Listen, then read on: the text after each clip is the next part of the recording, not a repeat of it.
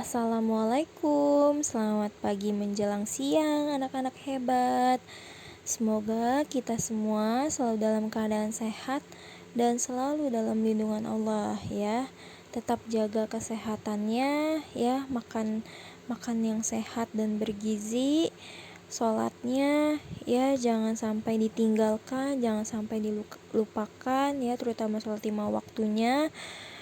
Tetap semangat belajarnya ya, harus semangat terus belajarnya, jangan pernah lelah dan jangan pernah bosan untuk terus belajar ya. Hari ini kita belajar tematik ya, tema 4, subtema 2, pembelajaran ke-6.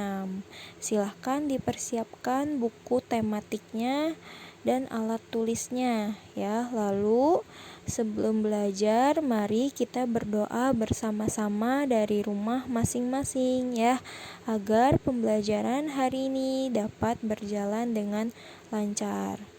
Berdoa dimulai. Selesai. Tujuan pembelajaran hari ini diharapkan siswa mampu menilai unsur cerita atau pesan moral berdasarkan pendapat pribadi dengan tepat.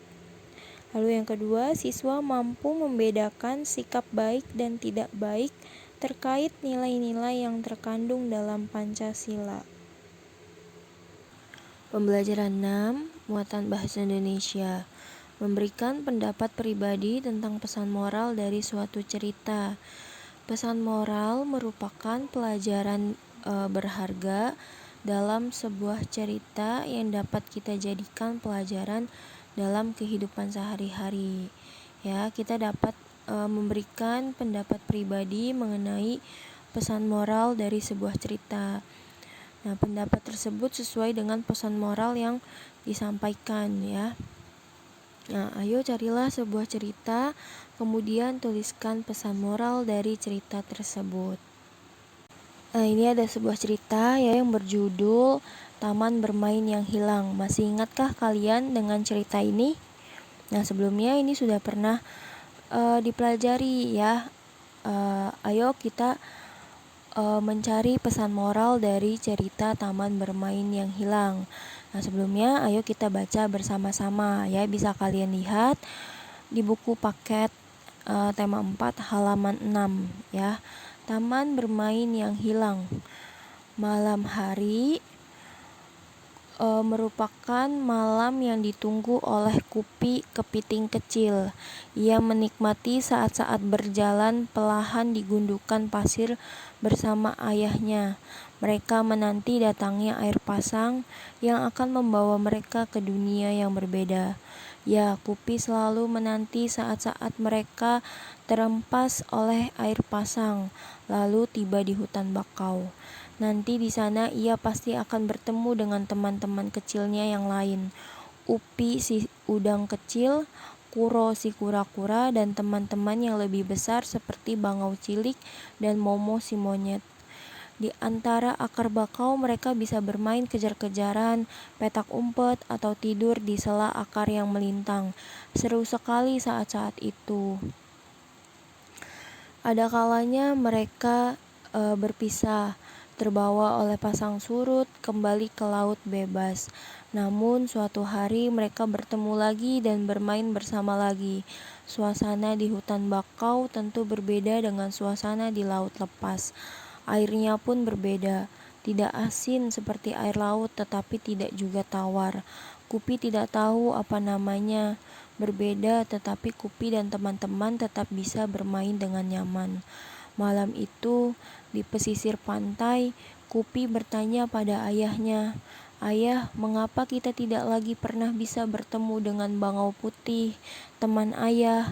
Aku juga sudah rindu bertemu dengan sahabat-sahabat kecilku.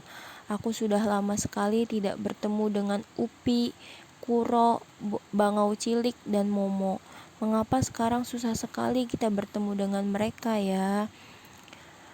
Sambil berjalan pelan di gundukan pasir, ayah Kupi menjelaskan perlahan, "Kupi, sayang sekali hutan bakau tempatmu bermain sudah rusak.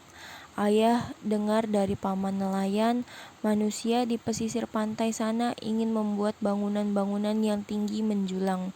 Mereka butuh lahan yang luas. Mereka menebang habis hutan bakau. Mereka membangun gedung tinggi menjulang ke langit di atas taman bermain itu. Ayah menjelaskan perlahan. Sesungguhnya ia tidak ingin Kupi sedih, tetapi bagaimana lagi? Ayah tidak ingin Kupi terus menanti tanpa kepastian.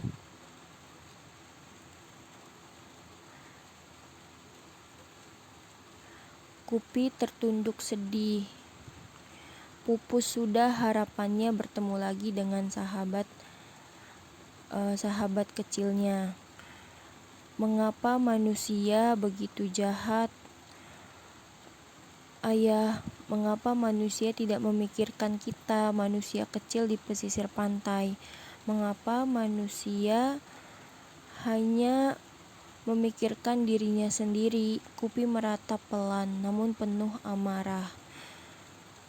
Ayah ingin menenangkan hati Kupi. Ia menambahkan, sebenarnya ketika hutan bakau tempatmu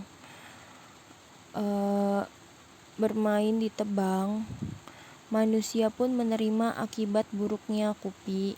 Air laut akan semakin mudah mencapai daratan. Tidak ada lagi pohon bakau yang menahan. Lama-kelamaan air tanah di sekitar pantai akan menjadi air asin. Manusia kan tidak bisa minum air asin, Kupi. Ayah berusaha menjelaskan panjang lebar. Ayah kemudian menambahkan, dengan rusaknya pantai akibat penebangan bakau, kegiatan manusia pun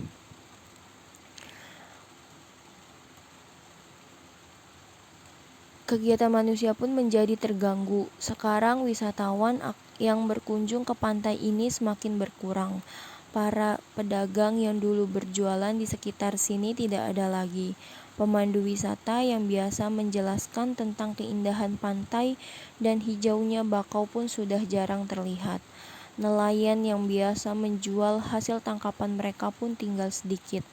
Kupi tidak terhibur oleh penjelasan ayah. Pikirnya, biarkan saja manusia menerima akibat dari perbuatannya sendiri. Manusia memang sering tidak bijak. Kupi hanya ingin berdoa semoga suatu saat nanti hutan bakau akan kembali. Semoga suatu saat nanti ada lagi taman tempatnya bermain.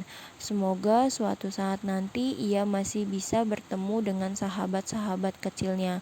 Kupi hanya bisa berdoa, semoga kelak manusia bisa bertindak lebih bijaksana.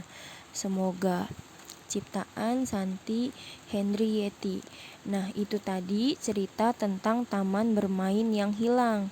Ya, betapa Kupi di sana sangat sedih, kehilangan tempat bermainnya dan tidak bisa bertemu dengan teman-temannya karena hutan bakaunya ditebangi oleh manusia untuk dijadikan bahan bangunan. Padahal hutan bakau di pesisir pantai itu sangat berguna sekali, ya, karena dengan pohon bakau ini kita bisa memisahkan air laut yang asin dengan air tanah yang kita konsumsi. Nah, jadi air bakau ini sangat bermanfaat. Jadi tanaman bakau ini sangat bermanfaat, ya. Ia juga bisa menahan gelombang atau ombak dari laut. Nah, dari cerita tadi, apa pesan moral yang bisa kita ambil?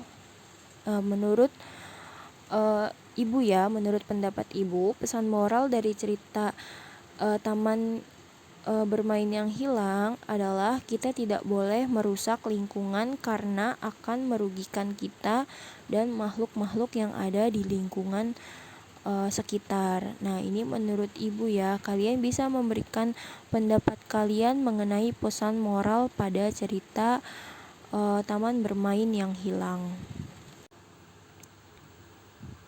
Lanjut ke PPKN, ya, membedakan sikap baik dan tidak baik. Kita adalah makhluk sosial yang membutuhkan orang lain dalam kehidupan sehari-hari. Nah, oleh sebab itu, kita harus mengetahui dan membedakan sikap yang baik dan tidak baik agar tercipta kerukunan. Nah, sikap yang kita lakukan di masyarakat harus sesuai dengan nilai-nilai Pancasila. Nah, berikut contoh sikap yang baik dan tidak baik dalam kehidupan sehari-hari. Nah, contoh sikap baik yang sesuai dengan sila ke-1 ialah contohnya menghormati sesama umat beragama. Ya, lalu yang sesuai dengan sila kedua, contoh sikap baiknya menolong teman yang kesusahan. Lalu yang sesuai dengan sila ketiga, contoh sikap baiknya yaitu menggunakan produk-produk dalam negeri. Nah, yang sesuai dengan sila keempat, contoh sikap baiknya yaitu menyampaikan pendapat dengan sopan di depan kelas. Nah, yang sesuai dengan sila kelima, contoh sikap baiknya ialah membiasakan hidup hemat. Nah, contoh sikap tidak baiknya ya yang bertentangan dengan sila ke-1 yaitu tidak berteman dengan teman yang berbeda agama. Yang bertentangan dengan sila kedua, contoh sikap tidak baiknya yaitu sombong dengan barang-barang yang kita miliki. Nah, yang bertentangan dengan sila ketiga, contoh sikap tidak baiknya yaitu mencintai budaya asing yang bertentangan dengan budaya Indonesia.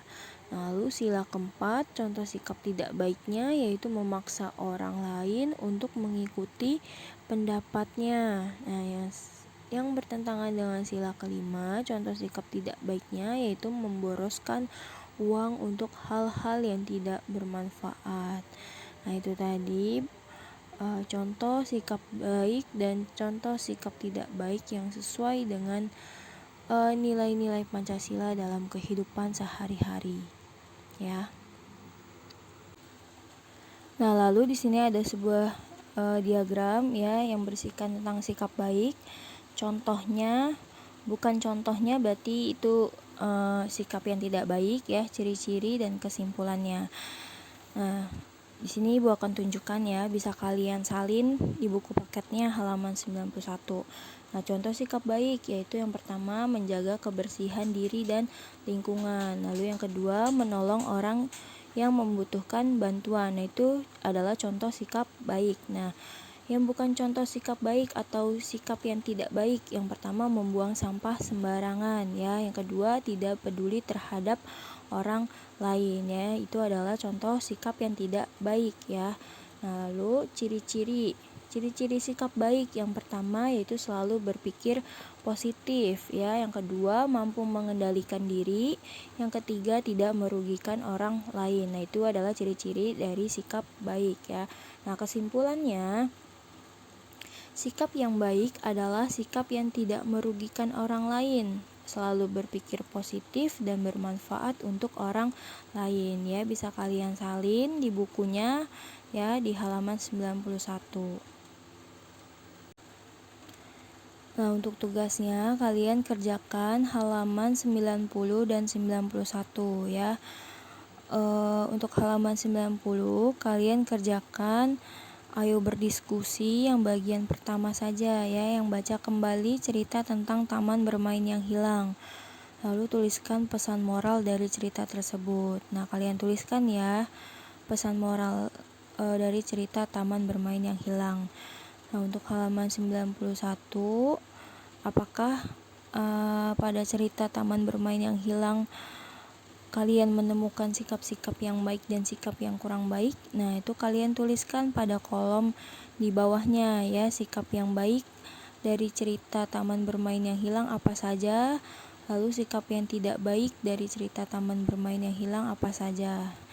Nah, lalu kalian salin ya diagram yang tertera di halaman 91 yang tadi sudah Ibu jelaskan ya. Sikap baik contohnya apa, bukan contohnya, ciri-ciri dan kesimpulannya itu silakan kalian salin ya, tadi sudah Ibu jelaskan. Nah, sekian materi yang dapat Ibu sampaikan. Kurang lebihnya mohon maaf. Wabillahi taufik wal hidayah. Wassalamualaikum warahmatullahi wabarakatuh.